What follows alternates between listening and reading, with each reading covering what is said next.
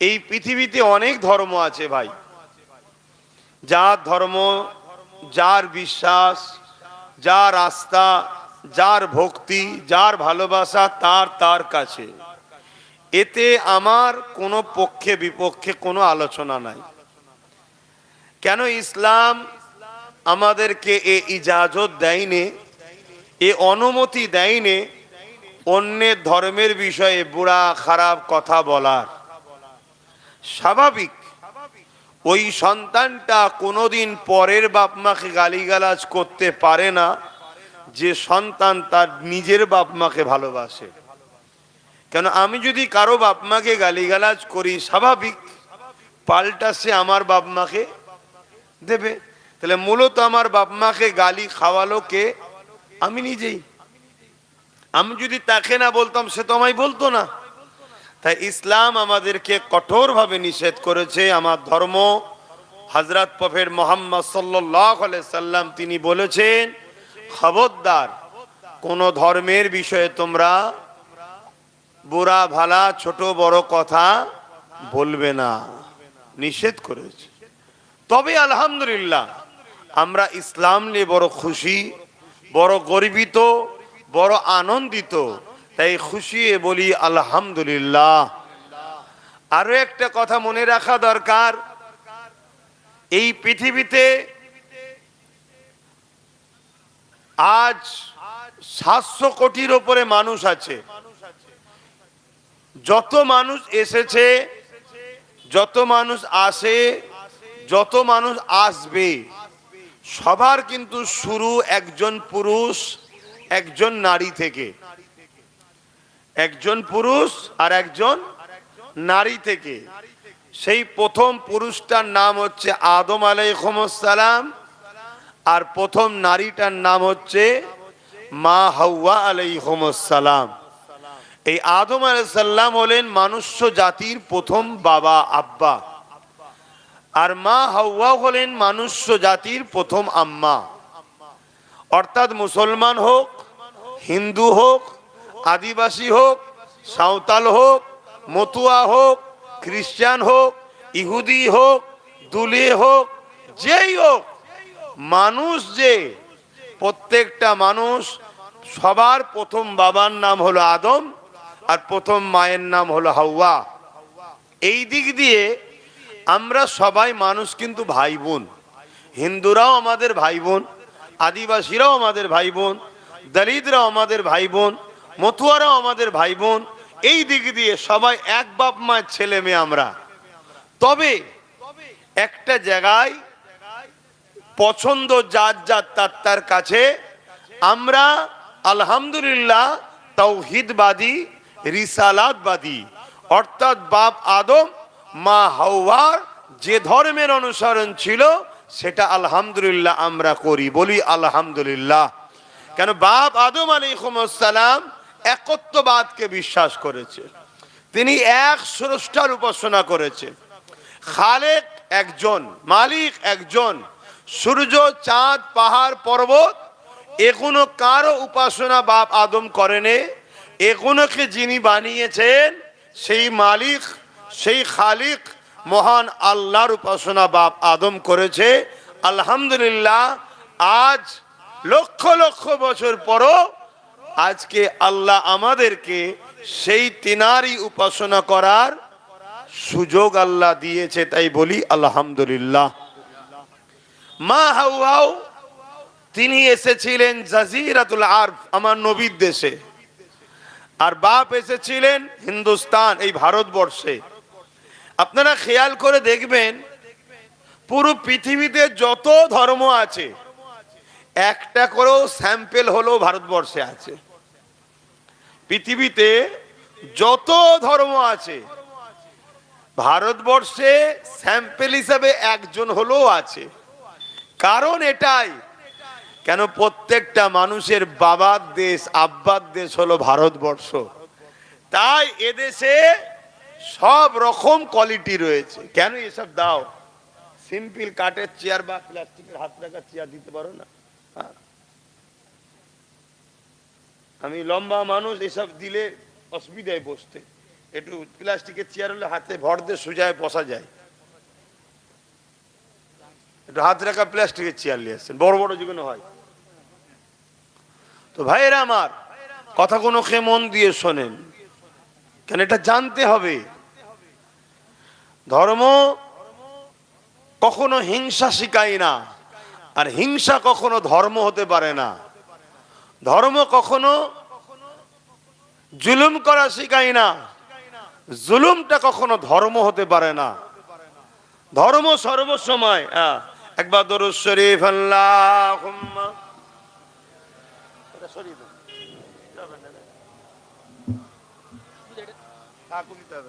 না থাক।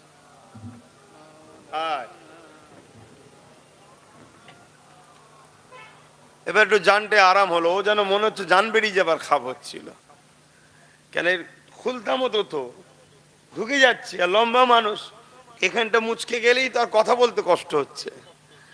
আর সব সময় তো পা ঝুলিয়ে বসে হয় গাড়িতে নাই মেম্বারে, সব সময় তো এই হচ্ছে। তো ভাই আমি যে কথা বলছি, আমার আব্বা আমার ভাইয়েরা, দূরে মা বোনেরা একটু মন দিয়ে শোনেন, কেন আজ আমাদের সবার আব্বা আদম আলাইহিস সালাম এই ভারতবর্ষে এসেছিলেন। আজকে সেই ভারতবর্ষ কিন্তু নতুন করে আবার ধ্বংসের দিকে যাচ্ছে। আর এই যে দেশের কথা প্রথমেই বলছি, জিনার নিয়ে আলোচনা, তিনি দেশকে প্রেম করা শিখিয়েছে, জোরে বলুন সুবহানাল্লাহ। তিনি নিজে নিজের মাতৃভূমির জন্য কেঁদেছেন। হযরত প্রফেট মুহাম্মদ সাল্লাল্লাহু আলাইহি ওয়াসাল্লাম, তিনি মক্কা তিনার মাতৃভূমি, তিনি মাতৃভূমির জন্য কেঁদেছেন। মাতৃভূমির ওপরে যে জুলুম, যে অত্যাচার, যে স্বৈরাচারী হতো, যে দুর্নীতি হতো, যেভাবে পাপাচার মক্কায় ভরেছিল, এখনো দেখে আমার রাসূলুল্লাহ বড় ব্যথিত হয়েছে। যখন তিনি ন্যায়ের পক্ষে, দেশ ও দেশবাসীর পক্ষে, মাতৃভূমির বাসীর পক্ষে মানুষকে যখন বাঁচাবার জন্য কথা বললেন, তখন ওই সময়ের জালিম স্বৈরাচারী যারা ছিল আমার রাসূলুল্লাহর উপরে অনেক অত্যাচার করেছেন। একদিন মহান স্রষ্টার হুকুমে আমার নবী পাক হিজরত করে ইয়াসরিফে চলে যাচ্ছিলেন, তখন বারবার দু কদম করে আগায় আর মাতৃভূমি মক্কার দিকে দেখে, আর চোখের পানি ফেলে কাঁদে, আর জবানে বলে, মক্কা আমি তোমায় ভালোবাসি, জোরে বলুন সুবহানাল্লাহ। তাই প্রত্যেকটা মুসলমান, কে কি করছে আমি জানি না, তুমি যখন মুহাম্মদ সাল্লাল্লাহু আলাইহি ওয়াসাল্লামের অনুসারী বলছো, তোমাকেও হৃদয়ের মধ্যে জবানে কথা যেন থাকে, ভারতবর্ষ আমি তোমায় ভালোবাসি, কেন এটা তোমার আমার মাতৃভূমি। রাসূল হলেন আমাদের জন্য মডেল, তিনি যা করেছে আমাদেরকে সেটা করতে হবে, তিনি যা করতে বলেছেন সেটা আমাদেরকে অ্যাকসেপ্ট করতে হবে, তিনি যা নিষেধ করেছেন সেটা আমাদেরকে ছাড়তে হবে, তবেই হবে ভালো মুসলমান। মুসলমান তো অনেক, ইমানদার কথা আছে। ইমানদার তো ওই ব্যক্তি যে রাসূল পাক সাল্লাল্লাহু আলাইহি ওয়াসাল্লামের সুন্নতে জীবন গড়ে। সুন্নাত কাকে বলে? যেটা রাসূল করেছে। তা নবী নিজের মাতৃভূমিকে ভালোবেসেছে, আমাদেরকেও ভালোবাসতে হবে। তো ভাইয়েরা আমার, যে কথা বলছিলাম, বাপ আদম আলাইহিস সালাম ডাইরেক্ট জান্নাত থেকে এই হিন্দুস্তানে এসেছে, এই ভারতবর্ষে এসেছে। আমাদের আব্বাজানের পায়ের ছাপ এখনো রয়েছে। দেশ ভাগের পরে সেটা শ্রীলঙ্কায় পড়েছে, সেখানে বিশাল বড়, আমার মতো লম্বা হবে আমার বাপের পায়ের ছাপটা। এই যে পায়ের ছাপটা আমার মতো লম্বা হবে, কেন তিনি 60 হাত মানুষ ছিলেন, 7 নয় 6 60 60 হাত লম্বা ছিলেন আমাদের আব্বাজান। আর জান্নাতও আমরা যখন যাব সবাই 60 হাত করে লম্বা করা হবে, জোরে বলুন সুবহানাল্লাহ। তো যাই হোক, তো সেই হিসাবে আমাদের দেশে অনেক ধর্মের মানুষ বসবাস করে, যে যার ধর্ম, যে যার কর্ম, যার যেটা আছে পছন্দ তার কাছে, ওটা নিয়েও পক্ষে বিপক্ষে আমাদের কোনো আলোচনা নাই। কিন্তু দুঃখের বিষয়, একটা ষড়যন্ত্র চলছে সেই ষড়যন্ত্র হলো ইসলামের বিরুদ্ধে একটা পরিকল্পনা তৈরি করা হচ্ছে, ইসলামকে টার্গেট করা হচ্ছে, ইসলামের বিরুদ্ধে প্রকাশ্য পুরো দেশ জুড়ে একটা ষড়যন্ত্র চলছে। আর সেই ষড়যন্ত্রের হাওয়া আমার বাংলায় কলিকাতার মতো জায়গাতে প্রকাশ্য লোক মিছিল করে জমায়েত হয়ে মিডিয়াতে বাইট দিচ্ছে যে ইসলাম মুক্ত বাংলা চাই, ইসলাম মুক্ত ভারত চাই। ভাবতে পারছেন আমি কি বলছি? এত বড় কথা, যে কথাটা একদিকে সংবিধান বিরোধী, আর একদিকে বিভাজন, হিংসা এবং সম্প্রীতিকে নষ্ট করার একটা বিরাট বড় চক্রান্ত। এরপরও আলহামদুলিল্লাহ আমরা মুসলমান, ইসলামের অনুসারী, আমরা যাই করি দেশকে ভালোবেসে এবং সংবিধানকে মান্যতা দিয়েই আমরা কাজ করি। এবং আমার ইসলাম শিখিয়েছে যদি কেউ অন্যায় করে সে দোষী, তার জন্য তার বাপ, তার মা, তার পরিবার, তার অন্য কেউ দোষী নয়। যে অন্যায় করবে সে দোষী। কিন্তু যে কথাটা আমি প্রশ্ন এখানে তুলছি, এত বড় কথা হওয়ার পরও আজকে সেই ব্যক্তিরা পশ্চিম বাংলার বুকে তো অ্যারেস্ট হয় না, বন্দী হয় না। পুরো দেশ জুড়ে তো চলছে, পুরো দেশ জুড়ে চলছে, কিন্তু আমার বাংলাতেও হচ্ছে, কিন্তু এখনো বন্দী অ্যারেস্ট হয় না। এ থেকে বুঝে নিতে হবে রাষ্ট্রীয়ভাবে ইসলামকে মিটাবার একটা পরিকল্পনা তৈরি করা হয়েছে। কথা কিছু মাথায় ঢুকলো? যদি রাষ্ট্রীয়ভাবে পরিকল্পনা না হতো তাহলে এই রকম সংবিধান বিরোধী কথা যখনই কেউ বলবে, রাষ্ট্র ও রাজ্যের যারা দায়িত্বপ্রাপ্ত আছে তারা কিন্তু সঙ্গে সঙ্গে তার বিরুদ্ধে ব্যবস্থা নিত। ঠিক না বেঠিক? ইসলামের উপরে এত রাগ কেন? এবার চলে আসুন, ইসলামকে এত টার্গেট কেন? আমেরিকা ইসলামকে টার্গেট করে, ফ্রান্স ইসলামের নামে মিথ্যাচার করে, টার্গেট করে, ইংল্যান্ডের মসজিদে ঢুকে নামাজিদের উপরে গুলি করে হত্যা করা হয়, উত্তরপ্রদেশে বুলডোজার দিয়ে মাদ্রাসা ভাঙা হয়, আমার পশ্চিম বাংলায় দুর্গাপুরে বুলডোজার দিয়ে মাদ্রাসা ভাঙা হয়, বিভিন্ন জায়গাতে আসামে মাদ্রাসার উপরে অত্যাচার হয়। এর কারণটা কি? ইসলামকে এত টার্গেট করা হচ্ছে কেন? এর কারণটা বুঝতে গেলে আপনাকে প্রথম জানতে হবে ইসলাম শব্দর মানে কি আর ব্যাপক অর্থ কি। ইসলাম শব্দের ওয়ার্ডের মানে হচ্ছে সালাম থেকে ইসলাম, শান্তি, যার ব্যাপক অর্থ হলো তুমি ওই কাজ করো যে কাজে তুমি এবং সমাজ দুনিয়া আখিরাতের কল্যাণ পাবে। জোরে বলুন সুবহানাল্লাহ। ওই কাজ তুমি করো। এই যে হযরত প্রফেট মুহাম্মদ সাল্লাল্লাহু আলাইহি ওয়াসাল্লাম, তিনি কে? তিনি তো শান্তির নাম, মানবতার নাম, প্রেমের নাম, ভ্রাতৃত্বের নাম, ঐক্যের নাম, সম্প্রীতির নাম, মানব বন্ধনের নাম, এতিমদের সাহারার নাম, বিধবার অধিকারের নাম। এক কথায় যখন নারীদেরকে জ্যান্ত পুঁতে দেওয়া হতো, হযরত প্রফেট মুহাম্মদ সাল্লাল্লাহু আলাইহি সাল্লাম সেই নারীদের হতে সংগ্রাম করে নারীদের অধিকার যিনি দিয়েছেন তিনি তো মুহাম্মদ সাল্লাল্লাহু আলাইহি ওয়াসাল্লাম। জোরে বলুন সুবহানাল্লাহ। নিশ্চয়ই আপনি একটা কথা প্রায় বলেছি, আবার বলছি, এই যে আপনাদের এই পাশে ভাটপাড়াতে অর্জুন সিং, দেখুন ইসলামের বিরুদ্ধে কত বড় একটা মিথ্যা কথা বলল যে ইসলামে নাকি রেপ করাটা খারাপ নয়। বললেন না নাউজুবিল্লাহ? জোরে বলুন। এই কথাটা অর্জুন সিং ইসলামের উপরে মিথ্যাচার করলো না করলো না? ইসলাম একটা এত বড় ধর্ম, যে ধর্ম একমাত্র আজকের দিন পর্যন্ত চ্যালেঞ্জ দিচ্ছে দুনিয়ায় কেউ যদি ইসলামের মোকাবেলা করতে চাও, আগেই আসো যুক্তি তর্কে, এলেম কালামে, কিতাবে, বাস্তবে নারীদেরকে যে সম্মান ইসলাম দিয়েছে, এই সম্মানের মোকাবেলায় কেউ যদি আসতে চাও, দাঁড়াও। পুরো পৃথিবীকে চ্যালেঞ্জ দিচ্ছে ইসলাম যে আমি যে নারীকে সম্মান দিয়েছি, আমার মোকাবেলায় কেউ দাঁড়াতে পারবে? কিন্তু সেই ইসলামের নামে এত বড় মিথ্যাচার করলো এই বাংলাতে, তার বিরুদ্ধে কোনো ব্যবস্থা হয়েছে? কথা বলুন, তাকে বন্দী করা হয়েছে? তাহলে ভাবুন আজকে আমরা কোন জায়গায় দাঁড়িয়ে আছি, কোন পরিস্থিতিতে দাঁড়িয়ে আছি।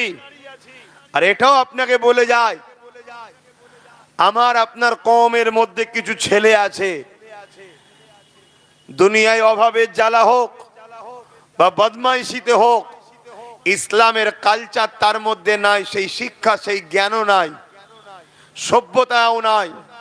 সমাজের কিছু খারাপ লোকের পাল্লায় পড়ে তার দ্বারা সমাজে এমন কিছু অঘটন ঘটানো হবে প্ল্যান মাফিক করে, ঘটিয়ে দিয়ে পুরো ইসলামের নামে কলঙ্কিত দাগ লাগাবার ষড়যন্ত্রও চলছে।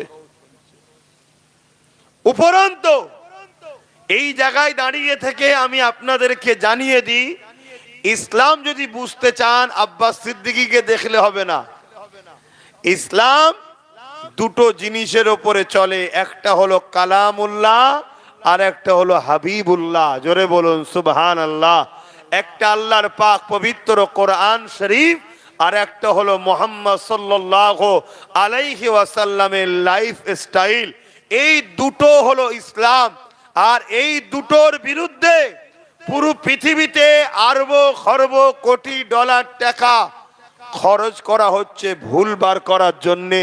পুরো পৃথিবী 20 বছর 30 বছর 40 বছর ধরে রিসার্চ করার পর হাত তুলে দিচ্ছে, দিয়ে বলছে যে মোহাম্মদ রসুলেরও ভুল নাই আর কোরআনেরও ভুল নাই। জোরে বলুন সুবহানাল্লাহ, আরো জোরে বলুন সুবহানাল্লাহ। আজ পুরো আমেরিকা, পুরো ইউরোপ, দুনিয়া সুপার পাওয়ার, যারা সুপার পাওয়ার, যাদেরকে আমার ভারতবর্ষের বড় বড় নেতারা আব্বাজান বলে, আমার দেশের প্রাইম মিনিস্টারও যে আমেরিকাকে যে আব্বাজান বলে, সেই আমেরিকা ইসলামের বিরুদ্ধে লেগেছে। সেই ইউরোপ দুনিয়া ইসলামকে মিটাতে চেয়েছে, কিন্তু আলহামদুলিল্লাহ আজকে তারা দীর্ঘ 80-90 বছর ধরে ইসলামের বিরুদ্ধে লেগে লেগে লেগে লেগে আজকে তারা রিপোর্ট দিচ্ছে কি আগামী 40-45-এর মধ্যে ইউরোপ দুনিয়া আমেরিকা সহ সংখ্যা গুরু হবে ইসলাম। জোরে বলুন সুবহানাল্লাহ। মানুষ দলে দলে ইসলাম কবুল করছে। কারণ কি? 14 বছর 12 বছর 13 বছরের মেয়ে, এত অল্প বয়স, 12 বছর 13 বছর 14 বছর 15 বছর 16 বছরের মেয়ে, সে তার ইজ্জতকে নিজের বাবার হাত থেকে বাঁচাতে পারছে না। 15-16 বছরের মেয়ে, গর্ভের সন্তান, কার? নিজের বাবার, বাঁচাতে পারছে না। তারা কি করে বাঁচবে? আমেরিকা পারমাণবিক বোমা তৈরি করতে পারে, 10টা দেশকে হুমকি দিতে পারে, কিন্তু কারো সংসারকে জুড়তে পারছে না, কারো ইজ্জতকে রুখতে পারছে না, ক্রাইম বন্ধ করতে পারছে না, সন্ত্রাসী বন্ধ করতে পারছে না, দুর্নীতি বন্ধ করতে পারছে না, জুলুম বন্ধ করতে পারছে না, ধর্ষণ বন্ধ করতে পারছে না। তাই তাদের যুবক যুবতীরা, তারা তো জ্ঞানী শিক্ষিত, তারা রিসার্চ করছে কোন জায়গায় গেলে আমরা বাঁচবো। তারা রিসার্চ করে, তাদের গুগল তাদেরই তৈরি করা, তারা তো টেকনোলজির উপরেই বেঁচে থাকে, তাদের সবকিছু ফেল, তারা সবকিছু থেকেই গাওয়া দিচ্ছে বাঁচতে যদি হয় আখেরি নবী প্রফেট মুহাম্মদ সাল্লাল্লাহু আলাইহি সাল্লামের জীবন আদর্শে জীবন গড়ো। জোরে বলুন সুবহানাল্লাহ।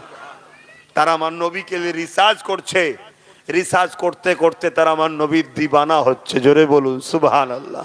আর উম্মতে মুহাম্মাদি, আমরা জন্মসূত্রে রাসূল পেয়েছি, বাপ মুসলমান, মা মুসলমান, দাদু মুসলমান, দাদি মুসলমান, আমরা রসুলকে রিসার্চ করা ছেড়ে দিয়েছি, নবী নিয়ে চর্চা করা ছেড়ে দিয়েছি।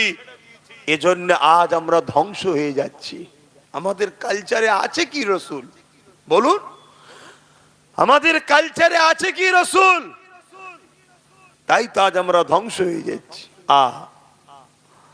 আল্লাহ নবী, নূহ নবী, দয়া নবী আদর্শ কি ছিল? আমার নবী পাক পৃথিবীর জমিনে ইসলামের বাণী কি করে ছড়ালো?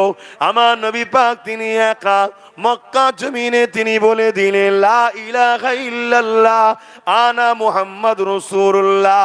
মক্কা জালিমা বুঝুন দুবাসাইবাতে শুরু করে তারা সবাই আমার নবী পাকের জানে দুশ্মন হয়ে গেল। এই রাসূলুল্লাহ একা মক্কা থেকে শুরু করেছে, মদিনা থেকে শুরু করেছে। 23টা বছরে তামাম পৃথিবীর জমিনে নাই সত্য, সাম্য, শান্তি, ভ্রাতৃত্ব, ভালোবাসা, ইসলামের বাণী আমার নবী পৌঁছে দিয়েছে। কি করে পারলো? তরোয়াল দিয়ে, অস্ত্র দিয়ে, জোর দেখিয়ে? আরে জোর দেখিয়ে একটা ব্যক্তি কি করে পারবে? না, আমার নবী তো পৃথিবীকে জয় করেছে উসওয়াতুন হাসানা, উত্তম আখলাক চরিত্র দিয়ে। জোরে বলুন সুবহানাল্লাহ। উত্তম ব্যবহার দিয়ে, উত্তম প্রেম দিয়ে, উত্তম আখলাক দিয়ে আমার রাসূল পাক সাল্লাল্লাহু আলাইহি ওয়াসাল্লাম পুরো পৃথিবীকে জয় করেছে। তাই তো আল্লাহ কোরআনে বললেন, লাকাদ কানা লাকুম ফি রাসূলিল্লাহি উসওয়াতুন হাসানা। সবথেকে উত্তম মডেল করে আমি আল্লাহ মুহাম্মদ সাল্লাল্লাহু আলাইহি ওয়াসাল্লামকে পাঠিয়েছি। আজান দিচ্ছে আপনাদের মহল্লায়? আচ্ছা, আজানটা হয়ে যায়, আমরা জলসা শেষে এখানে নামাজ আদায় করব।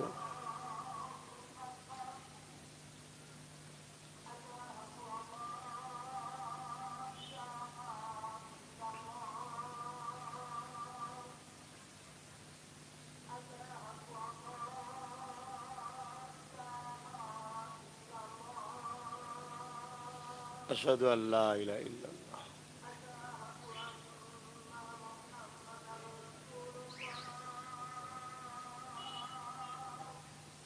সাল্লাল্লাহু আলাইহি ওয়াসাল্লাম। সাল্লাল্লাহু আলাইহি ওয়াসাল্লাম।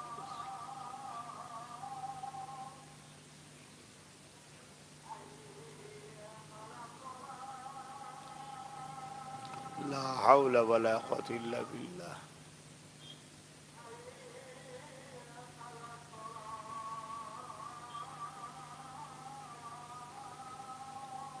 লা হাওলা ওয়ালা।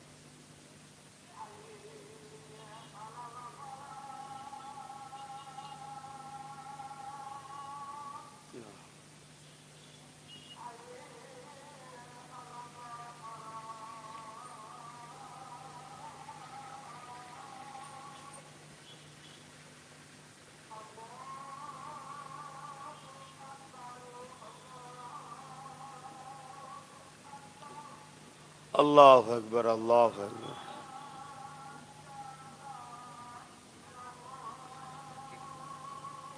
আল্লাহ, লা ইলাহা ইল্লাল্লাহ। দরুদ শরীফ। আল্লাহুম্মা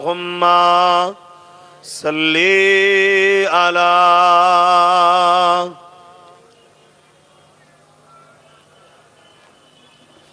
ওয়ালা আলি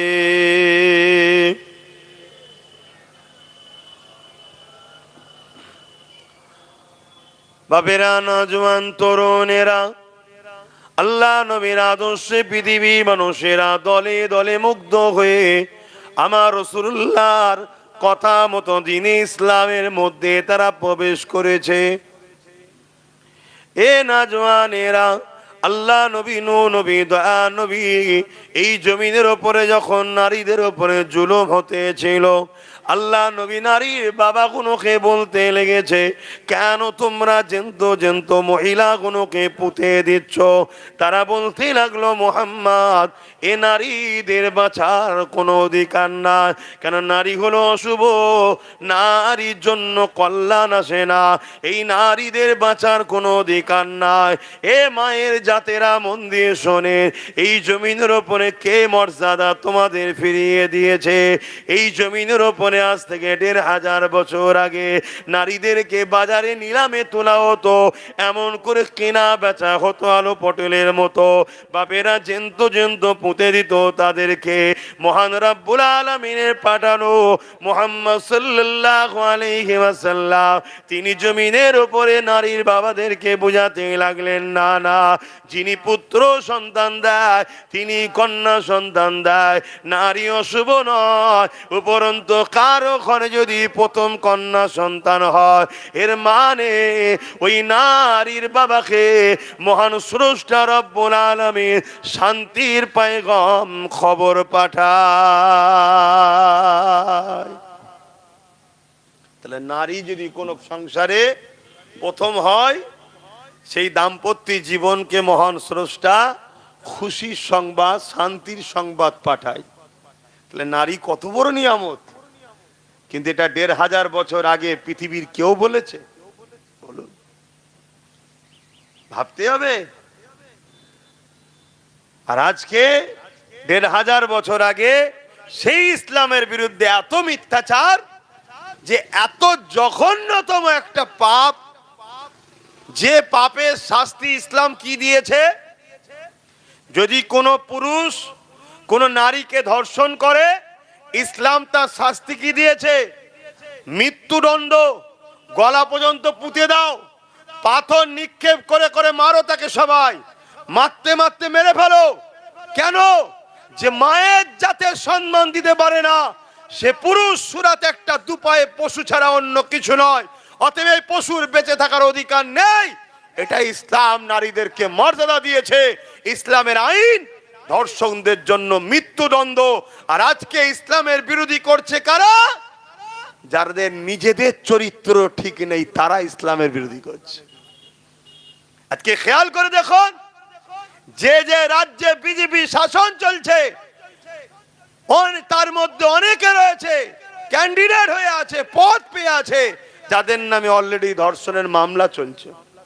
খেয়াল করে দেখুন, আমার রাজ্য তো, আমার তিলোত্তমা বোন এতদিন হয়ে গেল রেপ হয়েছে, জানেন তো না? ভুলে গেছেন? আজকে সেই রেপিস্টদের শাস্তি না দিয়ে রাজ্য সরকার কোটি কোটি টাকা খরচ করছে রেপিস্টদের বাঁচাবার জন্য, সুপ্রিম কোর্টে কেস চালাচ্ছে। এরা আবার ইসলামের বিরোধী করে। তাহলে বলুন, ইসলামের বিরোধী যারা করবে, তাদের বিরুদ্ধে সত্য কথাটা বলা দরকার আছে না নাই? এটা আওয়াজ দিয়ে বলুন, দরকার আছে না নাই? তো ভাইরা আমার, আল্লাহ রসুল বললেন, কারো ঘরে যদি দুটো কন্যা সন্তান হয়, কটা? দুটো।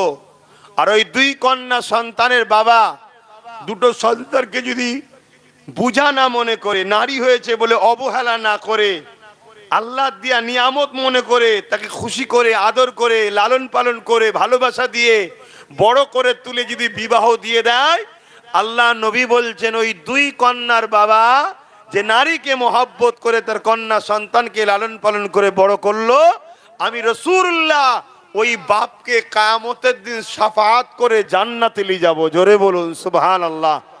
পুরুষের বেলায় কিন্তু এ খবর দেয়নি যে পুত্র সন্তান হলে শাফাআত করব, এ কথা কিন্তু রাসূল বলেনি। কেন? নারী মায়ের জাত বড় দুর্বল হয়, বড় কমজোর হয়, বড় অসহায় হয়। তাই তাটা ভালোবাসার জিনিস, সেটা সম্মান দিবার জিনিস। তাই ইসলাম কি সম্মান দিচ্ছে দেখো। আল্লাহ নবী আরো একটু আগিয়ে গিয়ে বললেন, কারো ঘরে যদি পরপর 3টে কন্যা সন্তান হয়, ওই 3 কন্যার বাবা যদি ওই 3টে কন্যাকে বুঝা না মনে করে, অবহেলা না করে, লালন পালন করে তার যদি বিবাহ দিয়ে দেয়, আমি রাসূল পাক সাল্লাল্লাহু আলাইহি ওয়াসাল্লাম বলছি, 3 কন্যার বাবা আর আমি রাসূলুল্লাহ, মন দিয়ে দেখুন, দুটো আঙুল পাশাপাশি দেখাচ্ছে, আল্লাহর জান্নাতে পাশাপাশি থাকবো। জোরে বলুন সুবহানাল্লাহ। এই কথা যখনই বলেছে, এক সাহাবী রাসূলের অনুসারী ওখানে বসেছিলেন, তিনি বলতে লাগলেন, হুজুর আমার তো একটি কন্যা, তাহলে এই নিয়ামত থেকে আমি বঞ্চিত হয়ে গেলাম। আল্লাহ রসুল বললেন, না, তোমাকেও বলছি তুমি তোমার কন্যাকে ভালোবাসো, তাকে আদর করো, তাকে মমত মায়া দাও, ভালোবাসা দাও, বাপের প্রেম দাও, তাকে লালন পালন করে বড় করো। আমি রাসূলুল্লাহ বলছি তোমাকেও জান্নাতে নিয়ে যাবো। জোরে বলুন সুবহানাল্লাহ। তাহলে ইসলাম নারীদেরকে কত সম্মান দিয়েছে। এক যুবক এসে বলছে, হুজুর আমার উপরে সব থেকে বেশি কার হক? আল্লাহ নবী বললেন তোমার মায়ের। তারপরে কার? তোমার মায়ের। তারপরে কার? তোমার মায়ের। তারপরে কার? তোমার বাপের। অর্থাৎ পুরুষের থেকে বাপ হলো পুরুষের জাত, নারী ও মা হলো নারীর জাত। পুরুষের থেকে নারীর 3 গুণ মর্যাদা ইসলাম দিয়েছে। জোরে বলুন সুবহানাল্লাহ। আর আজকে এই সম্মান শোনার পরেও আমরা পুরুষরাও বলছি সুবহানাল্লাহ। কি নারীদের সম্মানের কথা শুনে আমরা খুশি না বেজার? আমাদেরকে রাসূল এই ট্রেনিংটা দিয়েছে। মুসলমান ইমানদার কখনো নারীকে অবহেলা করতে পারে না, তুচ্ছ তাচ্ছিল্য করতে পারে না। আরো একটা কথা শুনুন, পৃথিবীতে শ্রেষ্ঠ পুরুষ কে? বলুন, পৃথিবীতে শ্রেষ্ঠ পুরুষ কারা? আল্লাহ নবী শ্রেষ্ঠ পুরুষের বিবেচনা করাটাও নারীর হাতে দায়িত্ব দিয়েছে। কি? আল্লাহ নবী বলছেন যার স্ত্রী বলবে যে আমার স্বামী ভালো, সে হলো পৃথিবীর শ্রেষ্ঠ পুরুষদের কাতারে। জোরে বলুন সুবহানাল্লাহ। আজকে সেই ইসলামের উপরে কত বড় চক্রান্ত চলছে, আপনারা বুঝছেন আমি কি বলছি? এর জন্য দোষী কারা? আমরা দোষী। আমরা সেই রাসূলের আদর্শে আদর্শিত নই। আল্লাহ রাসূল দিন দুনিয়ার বাদশা হাবিবুল্লাহ জনাবে মুহাম্মদ রাসূলুল্লাহ সাল্লাল্লাহু আলাইহি ওয়াসাল্লাম যখন মক্কা থেকে ইয়াসরিবে চলে গেলেন মদিনা, পরে নবী যাওয়াতে মদিনা শরীফ হয়েছে, ওখানে সবথেকে বড় বসবাসকারী ছিল ইহুদি, অগ্নি উপাসক, মুজুসি, বিভিন্ন ধর্মের মানুষ ছিল মদিনা শরীফে। আল্লাহ নবী তাদের সঙ্গে আলোচনা করলেন যে নিজেরা যদি তোমরা সব মারপিট করো তাহলে তো ক্ষতি হবে। এক গোত্র আর এক গোত্রের সঙ্গে মারপিট করে, এরকম সব মদিনায় যত গোত্র ছিল একে অপরে মারপিট করে। আল্লাহ নবী সব গোত্রকে ডাকলেন, ডেকে তাদের মধ্যে ভাইচারা তৈরি করলেন। বিভিন্ন ধর্মের মানুষের সঙ্গে বিভিন্ন ধর্মের মানুষের বন্ধুত্ব তৈরি করে দিলেন। দিয়ে ভাইচারা করে দিয়ে আল্লাহ নবী বললেন একটা রাষ্ট্র কায়েম করো, যে রাষ্ট্র কায়েম হলে তবে তোমরা দুনিয়াতে বিজনেস করতে পারবে, দুনিয়াতে তোমাদের ফোকাস তৈরি হবে। সব কিছু রাসূল শিক্ষা দিলেন। দিবার পরে তারা বলতে লাগলো যে হুজুর সবই ঠিক আছে, কিন্তু এই রাষ্ট্রের প্রধান কে হবে? আল্লাহ নবী বললেন তোমাদের মধ্যে থেকে তোমরা একে অপরের মধ্যে থেকে ঠিক করো কে হবে। তখন সবাই বলল না, আপনার মতো মানুষ থাকতে আমরা অন্য কাউকে রাষ্ট্রপ্রধান মানব না, আপনি হবেন আমাদের রাষ্ট্রের প্রধান। জোরে বলুন সুবহানাল্লাহ। আজকে সেই নবীর উম্মত আজকে আমরা কি করছি দেখুন। আল্লাহ তো আমাদেরকে প্রতিনিধিত্ব করতে পাঠিয়েছে, আমরা তো সমাজের ভুকা মানুষকে খানা খাওয়াতে এসেছি। আমরা নিজেরাই ভিখারি হয়ে বসে আছি। কেন ভিখারি হলাম? নিজের জায়গা ছেড়ে দিয়েছি বলে। তাই আমরা সমাজে নারীদের অধিকার দিতে এসেছি, আর আজকে আমরা তাদের পতাকা নিয়ে ঘুরি যারা নারীদেরকে ভোগের পাত্রী বানাচ্ছে। এ উম্মতে মুহাম্মাদি কিয়ামতের দিনের জবাব কিন্তু আল্লাহর কাছে দিতে হবে। আমি রিসেন্ট দেখছিলাম সোশ্যাল মিডিয়ায় এক বাবা বলছে রে নারী তো খেলা করার জিনিস, মজা করার জিনিস। আমার ভারতে বলছে, আমার ভারতবর্ষে বলছে, এক বাবা ধর্মগুরু বলছে। তারা আবার ইসলামের সমালোচনা করে। এর বিরুদ্ধে কোনো মিডিয়াতে হই হই হবে না, এর বিরুদ্ধে কোনো মিডিয়াতে ঘন্টাখানেক একটা প্রতিবাদ বা কিছু আলোচনা হবে না। হবে ওই মুসলিম সমাজের সেজে কিছু কলঙ্কিত ছেলে আমাদের মধ্যে আছে, তাদের দ্বারা কিছু তথাকথিত রাজনীতির নেতারা তাদের রাজনীতি রুটি শাকার জন্য ভুল কাজ করাবে, সেইটা নিয়ে হই হই হবে। আমার কথা আপনাদের অসুবিধা হচ্ছে? ভালো ধরে বোঝেন তো ভাইরা আমার। আল্লাহ আমাদেরকে কেন পাঠিয়েছে? আমাদেরকে এই জমিনের উপরে অন্যায় মুক্ত সমাজ গড়ার জন্য পাঠিয়েছে, মদ মুক্ত সমাজ গড়ার জন্য পাঠিয়েছে। আজকে মদের কারণে কত ক্রাইম হচ্ছে, কত অ্যাক্সিডেন্ট হচ্ছে, কত পরিবার ধ্বংস হয়ে যাচ্ছে এই মদের কারণে।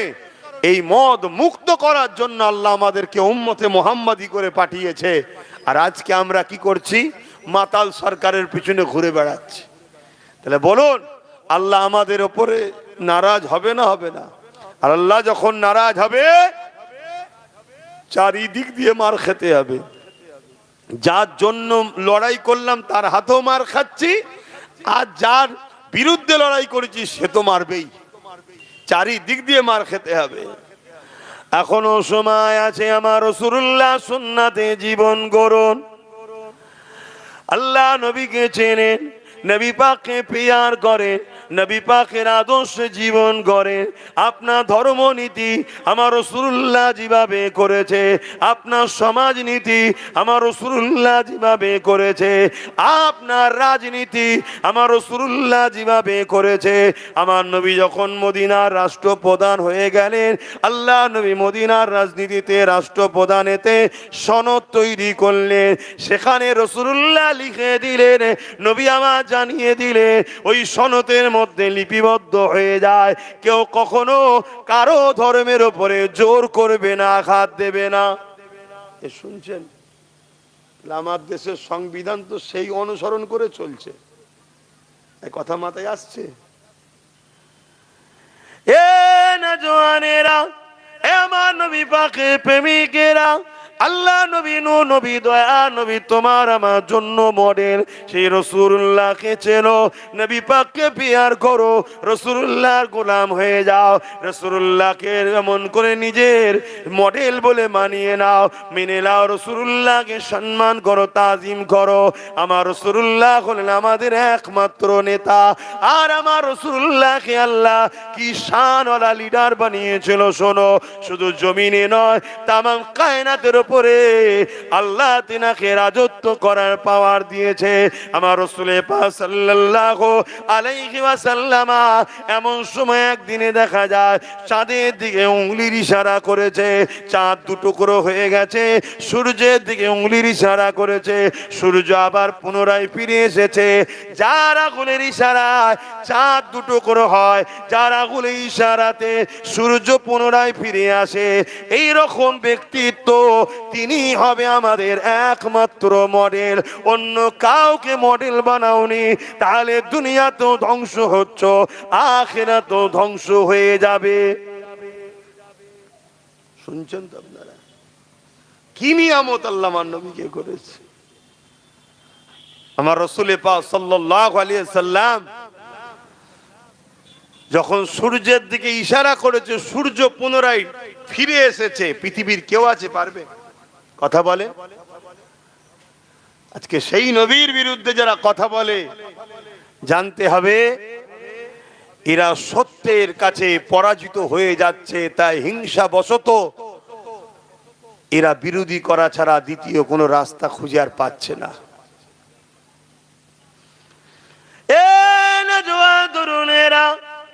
এই জমিনের উপরে রোম থেকে শুরু করে, পারস্য থেকে শুরু করে এই জমিনের উপরে নানা রকম অত্যাচার জুলুম হতো।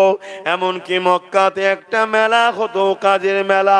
ওই মেলাতে নারীদেরকে বাজারে তোলা হতো, সেগুলো ধনীরা খরিদ করে নিয়ে যেত।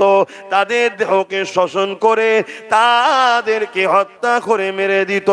আল্লাহ নবী এর বিরোধী করলো, নারী জাতকে সম্মান দিবার কথা যখন বলল, এই কারবার, এই ব্যবসা যারা করত তখনকার সময়ে তারা ক্ষমতার আসনে বসেছিল। তারা এমন করে দেখা যায় আল্লাহ রাসূলুল্লাহর বিরোধী করতে শুরু করলো। আমার নবী পাককে চারিদিক থেকে তারা আঘাত দিতে শুরু করলো। এমনকি আমার নবী পাককে জানে পর্যন্ত মেরে দিবার পরিকল্পনা করলো। তাই আমার নবী পাক লোকালয় ছেড়ে দিয়ে পাহাড়ে চলে গেলে, ওই পাহাড় থেকে এসে মানুষকে বুঝাতে আবার পাহাড়ে চলে যেতে। এ যুবকেরা, তরুণেরা, বাপেরা, আর সমাজে কিছু ব্যক্তি বেরিয়েছে, তারা আজকে আমার রাসূলুল্লাহর বিরোধী করতে লেগেছে। এমন একটা ব্যক্তি সমাজের মধ্যে বিরোধী করছে, কিছুদিন পরে দেখা যাচ্ছে তারাও আজকের দিনে সেই দিনে আবু জেহেল, উতবা, সাইবা যা করেছে, নারীদের দেহ বেশ শোষণ করত, নারীদেরকে নিলামে তুলতো, বিক্রি করত, আজকের দিনেও দেখা যাচ্ছে এরাও সেই কাজের মধ্যে জড়িত হয়ে রয়েছে। নিশ্চয় আপনারা সোশ্যাল মিডিয়ায় দেখছেন, কোন এক বাবা বেরিয়েছিল, বড় বড় কথা বলছিল ইসলামের বিরুদ্ধে। দেখেন না যে মুসলমানদের তো আমি টেনশন দিতে এসছি, দাড়িওয়ালা টুপিওয়ালাদের টেনশন দিতে এসছি। লাস্টে দেখা যাচ্ছে সেই বাবারই আড্ডাখানা যেখানে থাকে সেটা খোঁজ নিয়ে দেখা যাচ্ছে নাবালিক সব বাচ্চা ভর্তি, তাদের দিয়ে নোংরা কাজ করাতো, এই সব ধান্দা ইনকাম করাতো। দেখছেন, ঠিক ইসলামের বিরোধী সেইগুলোই করছে যারা কোনো না কোনো এরকম শয়তানি পাপাচার কাজে জড়িয়ে আছে। তাদের ভয় হচ্ছে ইসলামের আলোতে আমাদের 2 নম্বরই ধান্দানা বন্ধ হয়ে যায়, তাই তারা ইসলামকে মিটাতে চাইছে। কিন্তু আমাদের কি দায়িত্ব নয় ইসলামের পক্ষে দাঁড়িয়ে ইসলাম বিদ্বেষীদের মোকাবেলা করা? দায়িত্ব আছে না নাই? এই মোকাবেলাটা কিভাবে করবেন? এই মোকাবেলাটা কিভাবে করবেন? সর্বপ্রথম মোকাবেলা হলো আমি ইসলামের আদর্শে জীবন গড়ব। ইসলাম যে খাদ্যকে অপছন্দ করে আমি সে খাদ্য খাবো না। ইসলাম ঘুষকে অপছন্দ করে, আমি ঘুষ দেবো না, ঘুষ লব না।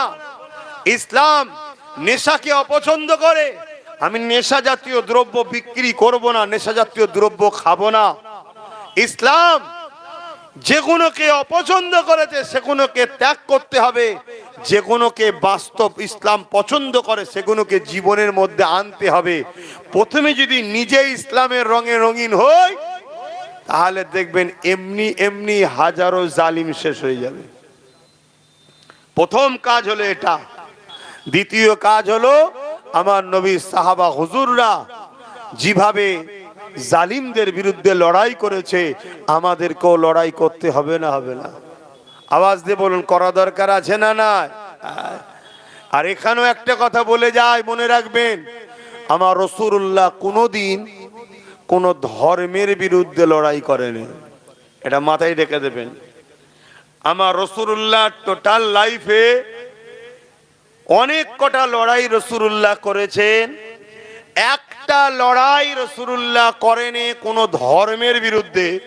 রাসূলুল্লাহ যতগুলো লড়াই করেছে জালিমের বিরুদ্ধে, মজলুমের পক্ষে। জোরে বলুন সুবহানাল্লাহ। গরিবের পক্ষে, এতিমের পক্ষে, বিধবার পক্ষে, অসহায়ের পক্ষে, মজলুমের পক্ষে দাঁড়িয়ে রাসূল লড়াই করেছে। সন্ত্রাস, জালিম, অত্যাচারী, মানবতা বিরোধী যারা, তাদের বিরুদ্ধে রাসূলুল্লাহ লড়াই করেছে। তাহলে আমাদের এই লড়াইয়ের দরকার আছে না নাই? লড়াই করতে হবে। আজকে আমরা অনেকে মনে করি আমি ভালো কাজ করি জান্নাতে চলে যাব। ভালো কাজ শুধু করে জান্নাতে যাওয়া যাবে না, অন্যায়ের বিরুদ্ধে লড়াই করতে হবে, ভালো কাজ করতে হবে। দুটো কাজ আল্লাহ দিয়েছে। কুনতুম খায়রা উম্মাতিন উখরিজাত লিন-নাস তা'মুরুনা বিল মা'রুফ ওয়া তানহাউনা আনিল মুনকার। শুধু ভালো কাজ করো আল্লাহ বলে রে, ভালো কাজ যেমন করতে হবে অন্যায়কে মিটাতেও হবে। এর নাম হলো ইসলাম। জোরে বলুন সুবহানাল্লাহ। কথা মাথায় ঢুকছে? আজকে একসাথে আমরা প্রতিবেশী, ধরুন 50-60 বছর ধরে কম বেশি আছেন তো নাকি আশপাশে একসাথে? এখন দেখা যাচ্ছে আপনাদের আশপাশে কোনো অমুসলিম বা মতুয়াকে দেখা যাচ্ছে ভাইদেরকে উপরে কেউ জুলুম করছে, তার নাগরিকত্ব কেউ জোর করে কেড়ে দিচ্ছে। তুমি মুসলমান যদি মনে করো যে ওটা অন্য ধর্মের মানুষ, ও নাগরিকত্ব যাচ্ছে, যাও, তাহলে তুমি কিন্তু ঠিক মুসলমান হতে পারলে না। ও মুসলমান কি অমুসলমান ওটা তোমার বিষয় না, ওই হিসাবটা স্রষ্টা নেবে। কিন্তু মানুষ তোমার স্রষ্টার সৃষ্টি, সে বিপদে পড়েছে, তাকে তোমার সাথ দিতে হবে, এটা ইসলাম শিখাচ্ছে। জোরে বলুন সুবহানাল্লাহ। আর এটাও বলছি, কেউ যদি মনে করে যে আমরা বিপদে পড়লে তো সাথ দেয় না, সেটাও তোমার জানার প্রয়োজন নাই। কেন তোমার ধর্ম শিখিয়েছে আল্লাহর দয়া যদি তুমি পেতে চাও, আল্লাহর সৃষ্টির উপরে দয়া করো। কথা কিছু বুঝে আসছে? তার কি আছে আমি জানি না, সে কেন দেয়নি সেটাও জানি না, আমার জানার প্রয়োজনও নাই। তুমি আমার কওমের মানুষ, তোমাকে আমি জানাচ্ছি, কোন মানুষ যদি বিপদে পড়ে, সে মুসলিম হোক আর অমুসলিম হোক, তার পাশে দাঁড়িয়ে তার বিপদ মুক্ত করার নামও ইসলাম। জোরে বলুন সুবহানাল্লাহ। আল্লাহ যেমন আমাদেরকে নামাজ দিয়েছে, আল্লাহ যেমন আমাদের জন্য রোজা দিয়েছে, আল্লাহ যেমন আমাদেরকে মালদারদেরকে হজ দিয়েছে, মালদাদিওকে শতকরা 2.5 টাকা, ইমানদারদিওকে যাকাত দিবার জন্য ইমানদার গরিবদের যাকাত দিতে হবে, এই যেমন নিয়ম ইমানদার ধনীদের দিয়েছে, সেই আল্লাহ আমাদেরকে শিক্ষা দিয়েছে, কেউ ক্ষুধার্ত থাকলে তাকে খানা খাওয়াও, কেউ অসহায় থাকলে তাকে আশ্রয় দাও, কারো বস্ত্র না থাকলে বস্ত্র দাও, কেউ যদি সাহারা চাই তাকে সাহারা দাও। এ যুবকেরা, তরুণীরা, বাপেরা, এটাও ইসলামের নাম, এটাও ইসলামের কাজ। রাসূলুল্লাহ সুন্নাত যেমন টুপি পরা, রাসূলুল্লাহ সুন্নাত যেমন দাড়ি রাখা, রাসূলুল্লাহ সুন্নাত যেমন দস্তখান বিছিয়ে খাওয়া, রাসূলুল্লাহ সুন্নাত যেমন মাথায় কানকি দিয়া, রাসূলুল্লাহ সুন্নাত এগুলো যেমন, এ যুবকেরা, তরুণেরা, বাপেরা, ঠিক তেমনই এর থেকেও বড় সুন্নাত হলো গরিব দুঃখীদের পক্ষে দাঁড়িয়ে জালিমদের বিরুদ্ধে লড়াই করা।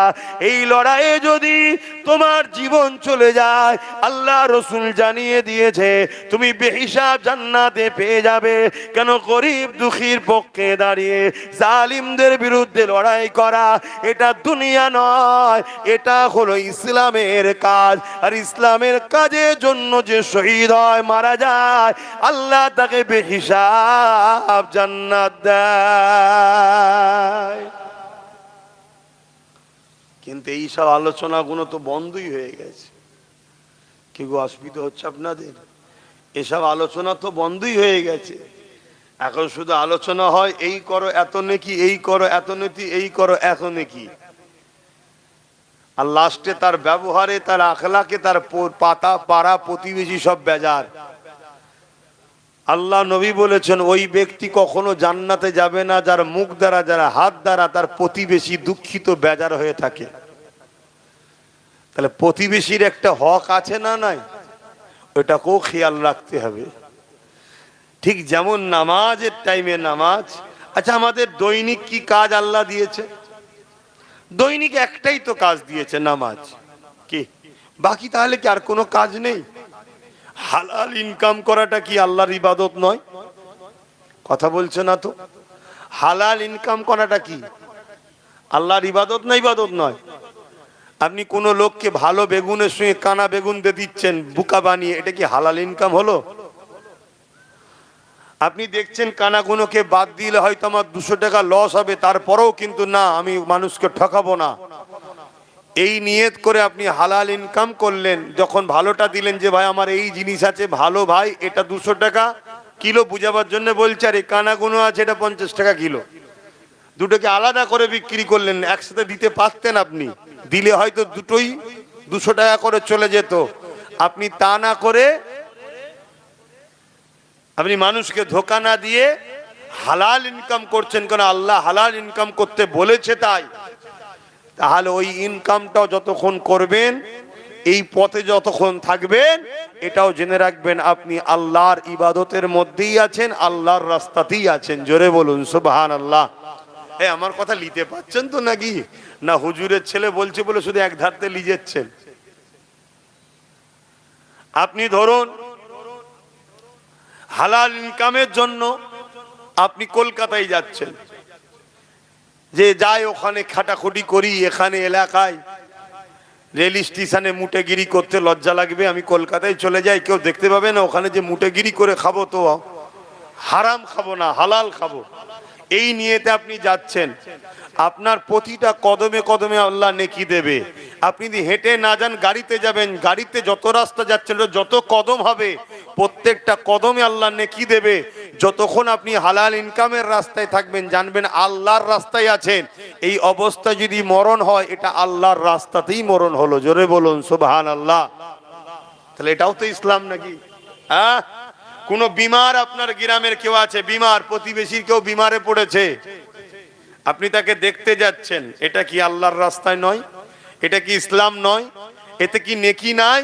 হ্যাঁ, আল্লাহ কিয়ামতের দিনে একদল বান্দাকে উঠাবে, উঠিয়ে জিজ্ঞেস করবে কোথায় যাবে। তারা বলবে আল্লাহ জান্নাতে যাব, নামাজ পড়েছি, রোজা রেখেছি, আপনার ইবাদত করেছি, আমি জান্নাতে যাব। আল্লাহ পাক বলবে বান্দা, দুনিয়ায় যখন আমি বিমারে ছিলাম তোরা আমাকে কি দেখতে এসেছিলিস? বান্দা তো অবাক হয়ে যাবে। আজকে আমরাও তো অবাক হয়ে যাব, কি আল্লাহর আবার কি বিমার হয়? আল্লাহুস সামাদ, তিনি সমস্ত দুর্বল, সমস্ত কমজোর, সবকিছুর থেকে তিনি মুখাপেক্ষী, কিছু জিনিসের নয়, মুখাপেক্ষীহীন। কথা বুঝে আসছে? তাহলে সেই আল্লাহ কিয়ামতের দিন বলবে আমি যখন বিমারে ছিলাম তোরা কি আমায় দেখতে এসেছিলিস? বান্দা তো অবাক হয়ে যাবে, আল্লাহ আপনার আবার বিমার হয় কি করে? আপনি তো বিমার থেকে পবিত্র। আল্লাহ বলবে জানি, কিন্তু তোদের গ্রামের অমুক যখন বিমারে ছিল, অমুক যখন ছিল, তুই কি দেখতে গিয়েছিলিস? তুই যদি তাকে দেখতে যেতিস ওটা আমার বান্দাকে দেখতে যাওয়া হতো। আমি আল্লাহ আমার বান্দার জন্য দেখতে যেতিস আমার জন্যই যাওয়া হতো। জোরে বলুন সুবহানাল্লাহ। তাহলে আমরা কি বিমারীদের দেখতে যাই? ভাবুন, কিয়ামতের দিনে আল্লাহ কিছু বান্দাকে বলবে তোমরা কোথায় যাবে? তারা বলবে জান্নাতে যাব। আল্লাহ বলবে আমি যখন ক্ষুধার্ত ছিলাম খেতে দিয়েছিলিস, আজকে জান্নাত চাইছিস? আবার বান্দা বলবে আল্লাহ আপনার আবার খিদে লাগে, এটা তো জানতাম না। আল্লাহ বলবে কেন? তোর গ্রামে গরিব ছিল, এতিম ছিল, তারা খেতে পেত না, তুই কি কখনো খোঁজ নিয়েছিস? তাদের খাবার দিয়েছিস? তাদেরকে যদি দিতিস আমার বান্দা তারা, আমি আল্লাহ আমাকেই দেয়া হতো। জোরে বলুন সুবহানাল্লাহ। তাহলে ভাবুন, এটা কি ইসলাম নয়? কিন্তু এগুলো আমরা ছেড়ে দিয়েছি। তো আমাদের মধ্যে ভাইচারা, আত্মীয়তা, নিজের মহান প্রতিবেশীর মধ্যে ভালোবাসা, নিজের কওমের ওপরও ভালোবাসা আমাদের উঠে গেছে। একে অপরের সহযোগিতা করা, একে অপরের পাশে দাঁড়ানো সব বন্ধ হয়ে গেছে। আত্মীয়তা তো শেষ হয়ে গেছে। আমি আমার কথাও বলছি, আমি অবশ্য জ্বালায় আত্মীয়তা করতে পারি না। আমি সময় কোথা পাই? রাত্রিরে ঢুকি 9টা, 10টা, 11টায়, আর সকালে রেডি হয়ে বেরোতে হয় 11টা, 12টায়। তো সময় কোথা পাচ্ছি? আত্মীয়তা করারও সময় পাইনি। কিন্তু কত মারাত্মক খারাপ জিনিস। হ্যাঁ, কিন্তু কি করব? মানুষ জলসা একটা করে করলে মানুষের সঙ্গে সময়ও দেওয়া যায়, একটু ভালো করে কথা বলা যায়, আরো কাজ হয় না। দুটো করে করছি তাও বলছি একটু হাজিরি দিলেই হবে। আরেকটা লেন, কথা বুঝে আসছে? আল্লাহ মাফ করেন, বলুন আল্লাহুম্মা আমিন। আত্মীয়তা করতে হবে। মনে রাখবেন, আত্মীয়তা যে করে তার হায়াত আল্লাহ বরকত দেয়। জোরে বলুন সুবহানাল্লাহ।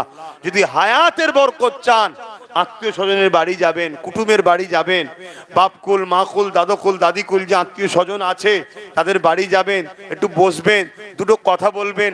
যদি আল্লাহ অর্থ দেয়, আপনি যদি গরিব হন, কিছু নজরানা দিয়ে এলেন, কিছু ফল কিনে নিয়ে গেলেন, তার মন খুশি হয়ে যাবে, সে দোয়া করবে আল্লাহ তোর হায়াত দারাজ করুক। এটাই বলবে তো?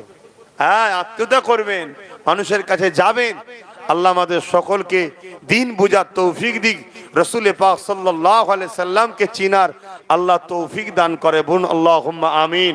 আমার নবী পাক সাল্লাল্লাহু আলাইহি সাল্লাম তিনি সমস্ত মানুষ শুধু নয়, সমস্ত মখলুককে ভালোবেসেছেন। জোরে বলুন সুবহানাল্লাহ। আল্লাহ নবী কেমন ছিলেন একটা ছোট্ট কথা বলি। আল্লাহ নবী একদিন এক পথ দিয়ে যাচ্ছে, রাসূলুল্লাহর কানে একটা সালামের আওয়াজ আসলো, যে সালামটা কোনো মানুষের কথা নয়।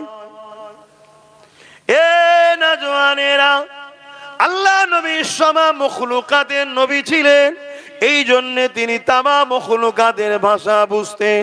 হযরতে নবী সুলাইমান আলাইহিস সালামকে আল্লাহ তামাম মখলুকাতের নবী করেছিলেন, এই জন্য তিনিও সমস্ত মখলুকের ভাষা বুঝতেন।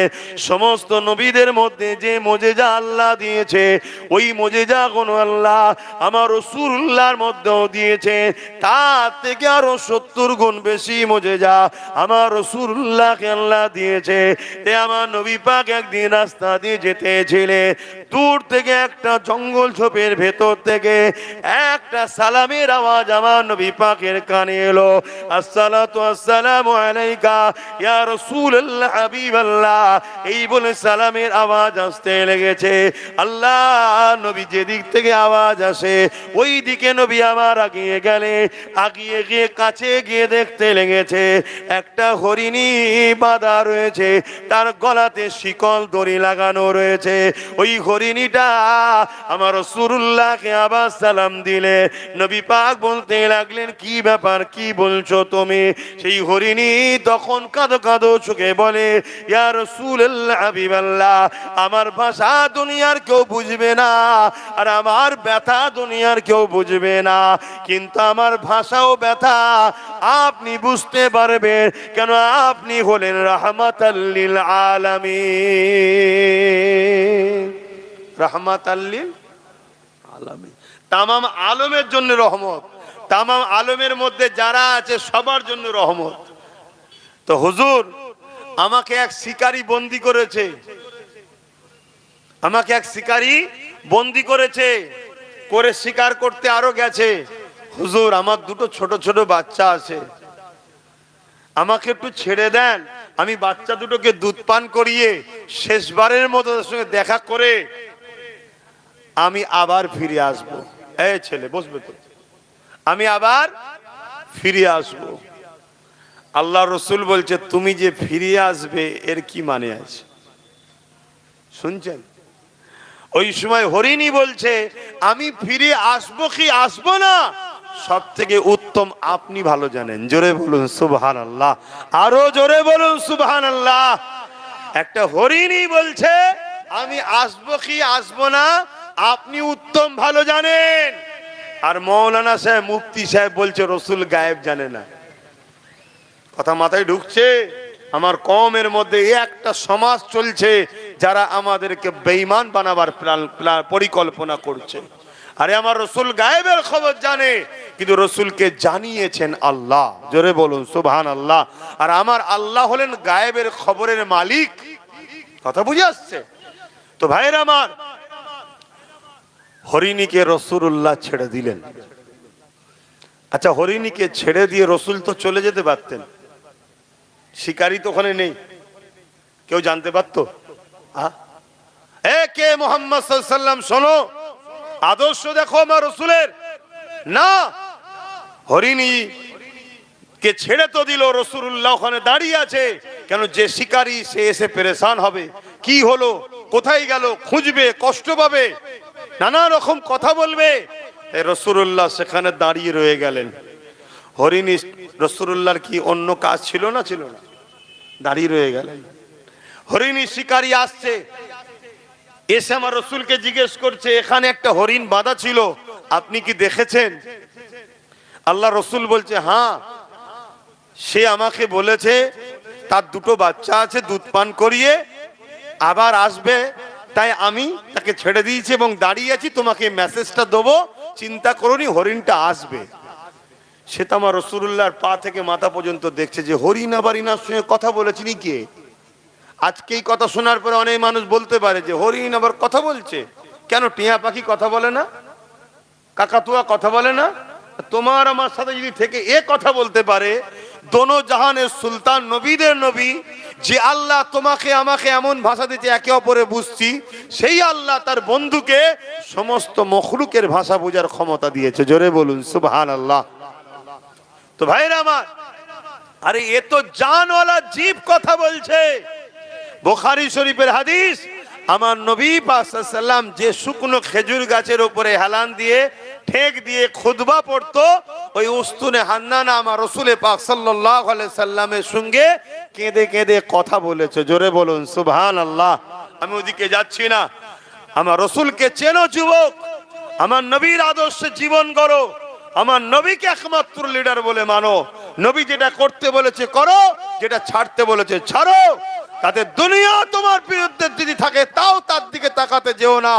বিজয় দিনের শেষে তোমারই হবে, 100%ই হবে। জোরে বলুন সুবহানাল্লাহ। তো ভাইরা আমার, তো ওই সময় দেখা যায় ওই ব্যক্তি আমার রাসূল পাক সাল্লাল্লাহু আলাইহি ওয়াসাল্লামের সঙ্গে একটু গরম মিজাজে কথা বলতে লাগলো। আপনি কি বলছেন? একটু গরম মিজাজে কথা বলতে লাগলো। আল্লাহ নবী কিন্তু তার সঙ্গে মুচকে নরম মিজাজেই কথা বলছে, মুচকে হেসে, যে বাবা হ্যাঁ আসবে আসবে, সে বলেছে আসবে। আর আমার রাসূলুল্লাহ তো জানে আসবে। জোরে বলুন সুবহানাল্লাহ। এখানে বাবু বলে কে আছেন, তেনার বাড়িতে অসুস্থ, একটু যান, বাড়িতে ডাকছে, একটু বাড়িতে অসুস্থ আছে, চলে আসেন সামনে দিয়ে যান। বাবলু মল্লিক, বাবলু মল্লিক কে আছে? তো ওইটাই বলতে ভালো হতো না আগে। আব্দুর রাজ্জাক মল্লিক কে আছে? তার ভাইয়ের নাম ডাকছে। আরে বাবা সময় নেই, দাঁড়াই বলো। তো ভাইয়ের আমার কি কথা বলছিলাম, মিসখানে সব কথা বলিস।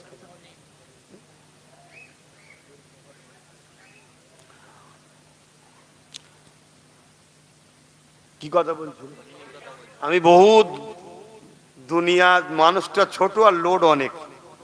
কথা বুঝলে, মানুষটা ছোট, লোড অনেক। একটু লাইন ক্রস হয়ে গেলে আবার ফিরে আসতে গন্ডগোল হয়ে যায়, অন্য লাইনে তার লেগে যায়। আল্লাহ রসুলকে ও একটু মিজাজের সঙ্গে কথা বলছে। রসুল তখন বললেন, আমার রাসূলুল্লাহ তখন বললেন, যদি হরিণ না আসে আমি তো চলে যাচ্ছি না, হরিণের পক্ষে থেকে আমি নিজে জিম্মেদার হচ্ছি, আমি জিম্মেদার হচ্ছি। তুমি বিনিময় চাও বিনিময় দেবো, আর নচেত যেভাবে বলবে আমি হরিণের পক্ষে থেকে জামিনদার হয়ে নিজেকে জিম্মেদার করলাম। আহ বলুন সুবহানাল্লাহ, একটু বলুন না সুবহানাল্লাহ। দেখো, একটা অবলা পশু তাকে ছেড়ে দিয়ে চলে যেতে পারতো, সেখানে দাঁড়িয়ে থেকে হরিণের পক্ষ থেকে রসুল নিজেকে জিম্মেদার করছে যে আমি আছি, তো আমি জামিনদার হচ্ছি তার। ভাবুন, যাকে আল্লাহ দোনো জাহানের বাদশা বানিয়েছে, দোনো জাহানের সুলতান, যে যার জন্য জান্নাত তৈরি, যার শরীরের পাসিনা গোলাপ ফুলের পাপড়ি থেকে যে খুশবু বেরোচ্ছে তার পাসিনার ওসিলাই বেরোচ্ছে, সবকিছু যার নূর থেকে তৈরি, সেই নবী পাক সাল্লাল্লাহু আলাইহি ওয়াসাল্লাম তিনি দাঁড়িয়ে আছেন। আহা, এমন সময়েতে দেখা যাচ্ছে ওই শিকারী তখন একটু ঠান্ডা হয়েছে। কিছুক্ষণ অপেক্ষা করার পর হরিণী তখনও আসছে না। শিকারী আবার বলছে, দেখো হরিণ কখনো চলে গেলে জঙ্গলের পশু ছড়া দেয়, কেউ কি কারো জানকে দেয় নাকি আবার? আল্লাহ রসুল বলছে, দেখো বাবা আসবে বলেছি, আসবে। জোরে বলুন সুবহানাল্লাহ। হঠাৎ করে দীর্ঘক্ষণ কেটে যাবার পর ওই শিকারী দেখতে লেগেছে হরিণীটা শুধু একা আসছে তা নয়, সঙ্গে দুটো ছোট ছোট বাচ্চা, যে দুটো বাচ্চার কথা বলেছিল দুধ পান করিয়ে চলে আসবো, সেই দুটো বাচ্চাও সাথে আসতে লেগেছে। এবং বাচ্চা দুটো বড় আনন্দে খুশিতে আসতে লেগেছে, এবং হরিণীও আগে আগে আসতে লেগেছে। এই দৃশ্য দেখে শিকারী উঠে দাঁড়িয়ে আমার রাসূলুল্লাহকে তাজিম করতে লেগেছে। কেন তিনি তখনও জানতেন না, এ যুবকেরা, তরুণেরা, বাপেরা, ওই সময় হরিণী এসে হাজির হয়ে যায়। ইয়া রাসূলুল্লাহ, হাবিবাল্লাহ, আমি ফিরে এসেছি, কথা দিয়েছিলাম। আল্লাহ নবী বলেছিলেন বাচ্চা দুটোকে ভালো করে দুধ পান করিয়ে দাও। ওই সময় হরিণী বলতে লেগেছে, ইয়া রাসূলুল্লাহ, হাবিবাল্লাহ, আমি যখন বাচ্চা কোনকে গিয়ে বললাম বাবা আমি শিকার হয়ে গেছি, আমাকে বন্দী করা হয়েছে, রাসূলুল্লাহ জামিন করে দিয়েছে আমাকে, তিনি দাঁড়িয়ে আছে, না জানি জালিম শিকারী তার সঙ্গে দুর্ব্যবহার করতে পারে। বাবারে তোমরা দুধ পান করে নাও, আমি ফিরে তাড়াতাড়ি যেতে চাই। যখনই শুনেছে বাচ্চা দুটো আপনি জিম্মেদার দিলদার হয়ে মাকে ছেড়েছে। ইয়া রাসূলুল্লাহ, হাবিবাল্লাহ, আমার বাচ্চা দুটো দুধ পান করতে চায় না। তারা বলতে লেগেছে, মারে কি ভুল করে ফেললে, কাকে জামিনদার করে রেখে এসেছো, যার জন্য কায়নাত আল্লাহ বানিয়েছে, কত বড় অন্যায় হয়ে গেছে।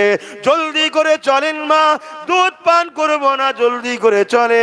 ইয়া রাসূলুল্লাহ, হাবিবাল্লাহ, এই বাচ্চা দুটো দুধ পান করেন। এ যুবকেরা, তিনি হলেন মুহাম্মদ রাসূলুল্লাহ, তিনি তোমার আমার নেতা, যিনি আজ রওজা মুবারকে তোমার আমার জন্য কাঁদছে।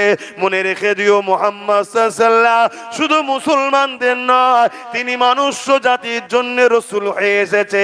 মুহাম্মদ রাসূলুল্লাহ যতটা মুসলমানদের ততটা সমস্ত ধর্মের মানুষের তিনি। কিন্তু তুমি আমি তিনাকে উস্তাদ বলে, রাসূল বলে যদি মেনে নি, বা যে মানবে সেই কিন্তু দুনিয়া আখিরাতের নাজাত পেয়ে যাবে। মুসলমান ঘরে জন্ম হয়ে রাসূলকে যদি মডেল হিসাবে না মানে, সে নাজাত পাবে না। অমুসলিম ঘরে জন্ম হয়ে রাসূলকে যদি মডেল মেনে নেয়, সে জান্নাত চলে যাবে। রাসূল সবার, শুনছো তো, রাসূল সবার জন্য এসেছে মডেল হয়ে। তা ওই সময়তে এই দৃশ্য দেখে শিকারী তো এবারে হাত জোর করছে, পায়ে পড়তে যাচ্ছে। আল্লাহ রাসূল বলছেন, না বাবা, তুমি আমায় চেনো না, তাই একটু তুমি মিজাজে কথা বলেছো, আমি রাসূল কিছু মনে করিনি, আমি কিছু মনে করিনি, আমি মুহাম্মদ কিছু মনে করিনি। তখন শিকারী বলছে, আপনি আমায় ক্ষমা করেন, বিনিময়ে এই আমার যে বন্দি করা শিকারী ছিল, ওটা তো আমার বন্দি, আমি হরিণটাকে আপনাকে গিফট, নজরানা, তোহফা দিতে চাই।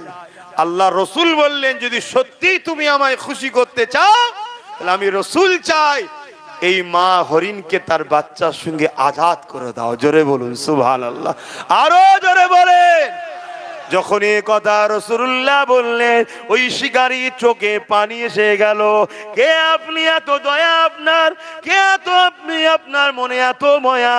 ওই সময়তে সেই হরিণীটাকে যখন আজাদ করে দিল, হরিণী এবং বাচ্চা দুটো আনন্দে লাপাতে লেগেছে। আজ জবান দিয়ে বলছে, আশহাদু আল্লা ইলাহা ইল্লাল্লাহ ওয়া আশহাদু আন্না মুহাম্মাদান আবদুহু ওয়া রাসূলুহু। হরিণীও সাক্ষী দিচ্ছে, আল্লাহ ছাড়া কোনো ইলাহা নাই, আল্লাহ ছাড়া কোনো মাবুদ নাই। আরো সাক্ষী দিচ্ছি, মুহাম্মদ সাল্লাল্লাহু আলাইহি ওয়াসাল্লাম আপনি আল্লাহর প্রেরিত রাসূল ও আল্লাহর বান্দা। এই কথাটা শোনার সাথে সাথে ওই শিকারীও বুঝতে পেরে গেছে ইনি অন্য কেউ নয়। তাই শিকারীও বলতে লেগেছে, আশহাদু আল্লা ইলাহা ইল্লাল্লাহ ওয়া আশহাদু আন্না মুহাম্মাদান আবদুহু ওয়া রাসূলুহু।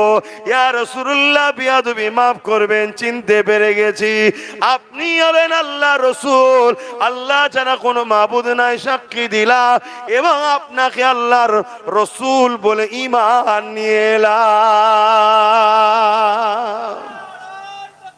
আল্লাহু আকবার, আল্লাহু আকবার। ইনি হলেন আমাদের রাসূল, ইনি হলেন আমাদের নেতা। আহা, আমার নবীকে কত দিক দিয়ে অপমান করার চেষ্টা করেছে, আমার নবী কখনো কারো প্রতিশোধ নেননি, কিন্তু আমার নবী লড়াই করেছে বদরে, ওহুদে, বিভিন্ন যুদ্ধের ময়দানে। কি জন্যে? গরিব, দুঃখী, অসহায়, জালিম মানুষদের জন্যে, সন্ত্রাসবাদ, অত্যাচারী শাসকদের বিরুদ্ধে আল্লাহ নবী গরিবের মুখে হাসি ফোটাবার জন্য লড়াই করেছে। জোরে বলুন সুবহানাল্লাহ। তাহলে আমরা লড়াই করব না, করব না? জোরে বলুন। আমাদের লড়াই হিন্দুদের বিরুদ্ধে থাকবে না, আমাদের লড়াই আদিবাসী, দলি, সাঁওতাল, বাগদি কোন ধর্মের বিরুদ্ধে আমাদের লড়াই নয়। অন্য কেউ বলতে পারে যে মুসলমান বেড়ে যাচ্ছে, ধর্ম খাতরায় পড়ে যাচ্ছে, ওটা অন্য কেউ বলতে পারে। আমাদের লড়াই থাকবে মানবতার পক্ষে, মজলুমের পক্ষে, গরিবের পক্ষে, এতিমের পক্ষে, বিধবার পক্ষে, অসহায়ের পক্ষে। একটা হিন্দু বোনের জন্য যদি পুরো একটা দেশের সঙ্গেও লড়াই করতে হয়, তাও লড়াই করতে আমরা রাজি আছি। ঠিক না বেঠি? ও কোন ধর্মের দেখবো না, মানবতার দৃষ্টিকোণ থেকে আমরা তার পক্ষেও দাঁড়িয়ে লড়াই করব, এর নাম ইসলাম। জোরে বলুন সুবহানাল্লাহ। ইতিহাস পড়েন না? এরকম তো আমাদের অনেক পূর্বপুরুষরা লড়াই করেছে, গায়ের মুসলিম বোনেদের ইজ্জত বাঁচাবার জন্য লড়াই করেছে। ইতিহাস পড়েন না? তো যাক, এখন নামাজের দিকে আমাদেরকে যেতে হবে আবার, আর ইতিহাস বলার সময় নেই। তো যাক, সংক্ষেপ সময় এইটুকুই আমি বুঝাতে চাইলাম। নামাজ, রোজা, দাড়ি, টুপি, হজ, যাকাত, দান, খায়রাত, মসজিদ, মাদ্রাসা, এগুলো আমার ধর্মের, এগুলোর প্রয়োজন আছে না নাই, কিন্তু এটা ব্যক্তি জীবনের। কিন্তু সমাজ জীবনের জন্য সমস্ত মানুষের পক্ষে আমাদেরকে দাঁড়াতে হবে। অসহায়, দুঃখী, গরিব, সর্বধর্মের, বর্ণের, ভাষার মানুষের পাশে আমাদেরকে দাঁড়াতে হবে। এটাই ইসলাম আমাদেরকে শিখিয়েছে, এটাই আমাদের কাজ। মনে রাখবেন, আল্লাহ রসুল বললেন, কেউ যদি জালিম হয় আর তুমি যদি সেই জালিমকে শক্তিশালী করার জন্য তার সাথ দাও, শুনছেন, তুমি ইসলাম থেকে বেরিয়ে যাবে। কেউ যদি জালিম হয় আর তুমি যদি সেই জালিমকে সাথ দিবা, শক্তিশালী করার জন্য সাথ দাও, তুমি ইসলাম থেকে বেরিয়ে যাবে। আজ একদিকে কেন্দ্র সরকার আর একদিকে রাজ্য সরকার ওয়াকাফের বিরোধী করছে, এটা জুলুম না জুলুম নয়? জোরে বলেন। এদিকে যেমন তাদের সাথ দিলে ইসলাম থেকে বেরিয়ে যাব, পাশাপাশি আজকে দুই সরকারের নেতৃত্ব চলাকালীন নারীদের ইজ্জত আজ বাঁচছে না, কন্টিনিউ নারীদের উপরে জুলুম হচ্ছে, অত্যাচার হচ্ছে, এবং যারা জুলুম করছে তাদেরকে এই হুকুমতরা আবার সেলফ দিচ্ছে, তাদেরকে নিরাপত্তা দিচ্ছে। এটা কি জুলুম না জুলুম নয়? এই জালিমদের পক্ষে দাঁড়িয়ে হে মুসলমান, কখনো তোমরা ইসলামের পক্ষে থাকতে পারবে না। তাই এই জালিমদের বিরুদ্ধে লড়াই করা এটা আমাদের ঈমানি দায়িত্ব। দায়িত্ব মনে করে লড়ো, গরিব, দুঃখী, অসহায় মানুষের পক্ষে দাঁড়াও। এটাই আজকে আমার এই সামান্যতম সময়ের মধ্যে কথা।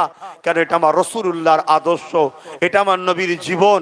কেন আমার নবী পাক সাল্লাল্লাহু আলাইহি সাল্লাম 570 খ্রিস্টাব্দে 12 রবিউল আউয়াল এসেছিলেন, এবং 40 বছর যখন রাসূলুল্লাহর বয়স হয় তখন নবী পাক সাল্লাল্লাহু আলাইহি সাল্লাম দ্বীনের প্রচার শুরু করলেন।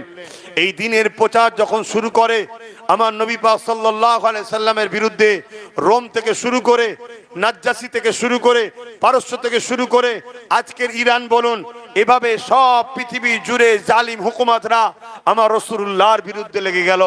আমার নবী পাক সাল্লাল্লাহু আলাইহি সাল্লাম ইনসাফের পক্ষে, মানবতার পক্ষে, গরিবের পক্ষে, সম্প্রীতি, মানব প্রেমের পক্ষে, সাম্যের পক্ষে আমার রাসূল পাক সাল্লাল্লাহু আলাইহি সাল্লাম দাঁড়ালেন। এই বিশাল বিশাল শক্তির মোকাবেলা করে আমার রাসূলের আদর্শে দলে দলে মানুষ রাসূলুল্লাহ ছায়াতলে আসতে লাগলেন।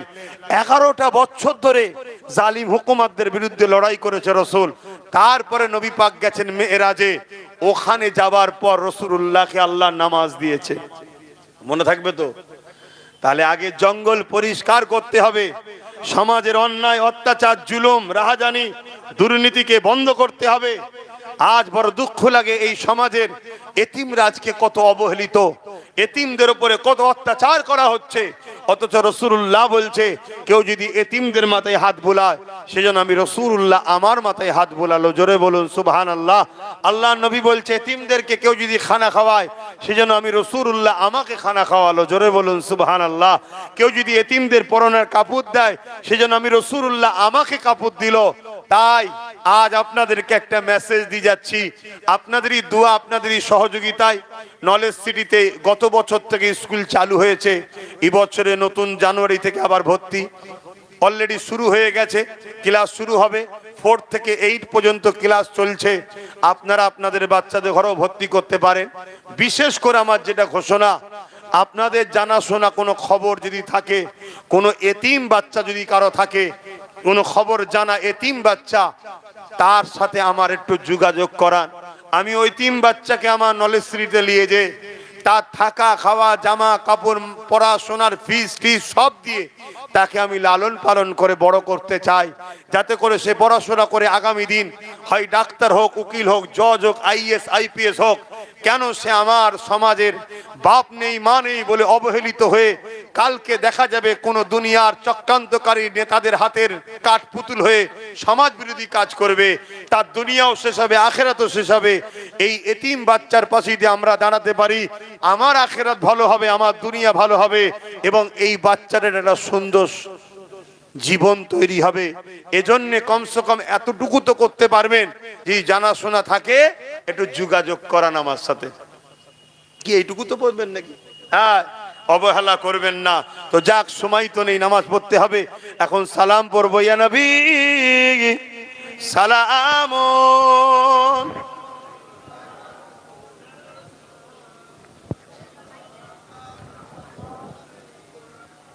তুমি প্রতি বছর মাইক দাও, এই বছর আমি সেটিং করেছো কেন? পুরো বুক যন্ত্রণা করছে আমার। হ্যাঁ, তোমার উচিত ছিল এই বক্সগুলোকে একটু এরম সাইডে দিয়া, এর আওয়াজটা হালকা পেলে সুবিধা হতো। তাহলে আল বাদরু আলাইনা মিন শানিয়াতিল ওয়াদাই ওয়াজাবা শুকরু আলাইনা মা দাগা লিল্লাহ আহিদাই।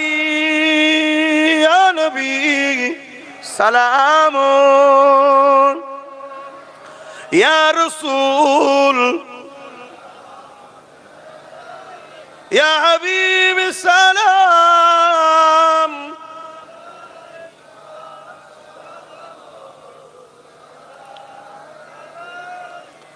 জিবরাইল দিলে যে আওয়াজ, খুলে দাও আসমা আনের দুয়ার।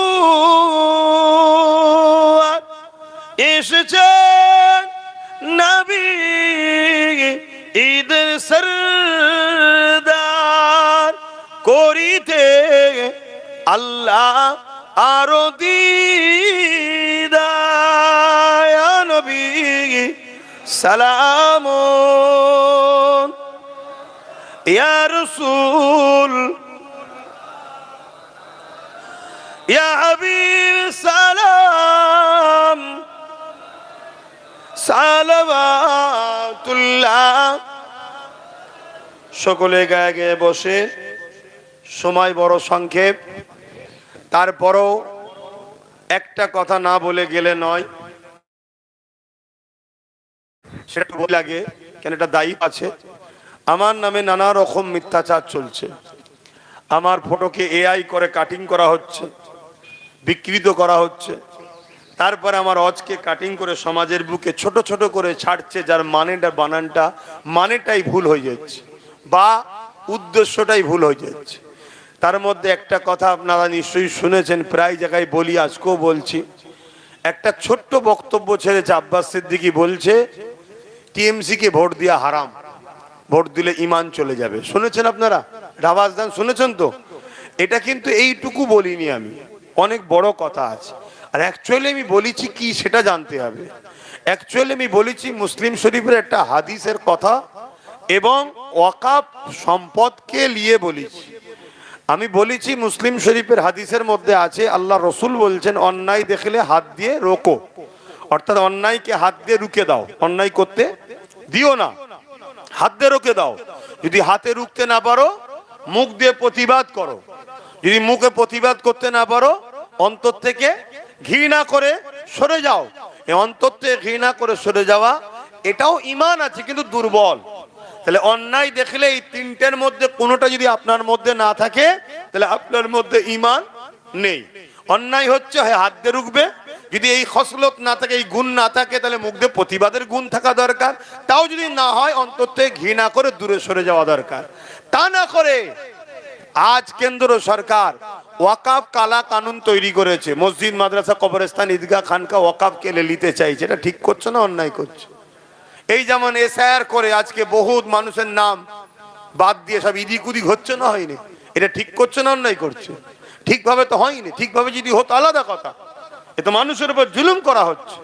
তো যাই হোক, এই যে ওয়াকাফকে যে মিটিয়ে দিতে চাইছে, অন্যায় করছে, তাহলে রাসূলুল্লাহর হাদিস, তাহলে হাত দিয়ে রোকো, যদি হাত দিয়ে রুখতে না পারো মুখ দিয়ে প্রতিবাদ করো, তা না পারো অন্তর থেকে ঘৃণা করে দূরে সরে যাও।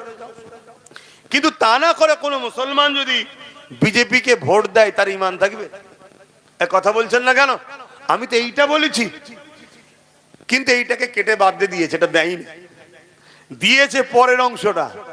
তারপর আমি কি বলেছি, ওই কেন্দ্র সরকারের বিরুদ্ধে যখন আমরা আন্দোলন করতে নামবো বা নেবেছি, রাজ্য সরকারের পুলিশ, রাজ্য সরকার আমাদেরকে জেলে দিয়েছে, আমাদের অনেককে কেস দিয়েছে, অনেককে আবার বলেছে দিল্লি গিয়ে আন্দোলন করো, বলেছে না বলেনি? এটা ঠিক করেছে না অন্যায় করেছে? তাহলে অন্যায় দেখলে হাত দিয়ে রুখতে হবে, তাহলে হাত দিয়ে রুখতে না পারো মুখ দিয়ে প্রতিবাদ করো, মুখ দিয়ে প্রতিবাদ না করো অন্তর থেকে ঘৃণা করো। তা না করে যদি কোনো মুসলমান এই ওয়াকাফের বিরোধী সরকারকে যদি ভোট দেয় তার ঈমান থাকবে? এইটা তো আমি বলেছি, আমি এটা বলেছি। রাজ্য সরকার বলছে কোরআন শেষ হয়ে যাবে, উন্নতি শেষ হবে না। কোরআন কি শেষ হয়ে যাবে? কোরআন শেষ হয়ে যাবে, যে বলেছে ঠিক বলেছে না অন্যায় করেছে? তাহলে এর কথাকে ফেরত দিতে হবে, না অন্তে প্রতিবাদ করতে হবে, মুখ দিয়ে প্রতিবাদ করতে হবে, হাত দিয়ে রুখতে হবে, না হয় অন্তর থেকে ঘৃণা করে সরে যেতে হবে। তা না করে কোরআন মিটে যাওয়া যে বলবে, তাকে যদি কোনো মুসলমান ভোট দেয় তার ঈমান থাকবে? আমাদের বক্তব্য এইটা ছিল, কিন্তু পুরোটা না দিয়ে আগের অংশ কেটে এইটুকু শুধু দিয়েছে, দিয়ে ছেড়েছে, যাতে করে আমাকে মানুষ ভুল বোঝে। কিন্তু মনে রাখবেন, আগেই বললাম, আল্লাহ রসুল বলেছে যে জালিম হবে জানার পরে তাকে যদি কেউ সাথ দেয় শক্তিশালী করার জন্য, সে ইসলাম থেকে বেরিয়ে যায়। যে ইসলাম থেকে বেরিয়ে যায় তার ঈমান থাকে। কথা বলেন। সতর্ক করার দায়িত্ব ছিল, সতর্ক করেছি, আজকেও করলাম। একটু বুঝে বুঝে কাজ করুন। এখন আমার শেষ কথা জানতে চাইছি, কেন্দ্র সরকার ওয়াকাফকে মিটাতে চাইছে হ্যাঁ কি না? এটা আওয়াজ দিয়ে বলুন সবাই। মিটাতে চাইছে তো? এটা ঠিক করছে না জুলুম করছে? রাজ্য সরকার কেন্দ্র সরকারের ওই আইনকে মেনেছে না মানেনি? তাহলে রাজ্য সরকার ঠিক করলো না জুলুম করলো আমাদের সাথে? তাহলে ওয়াকাফের বিরুদ্ধে রাজ্য সরকার হ্যাঁ কি না? বলুন বলুন বলুন। তাহলে কেন্দ্র সরকারও ওয়াকাফের বিরুদ্ধে, রাজ্য সরকারও ওয়াকাফের বিরুদ্ধে।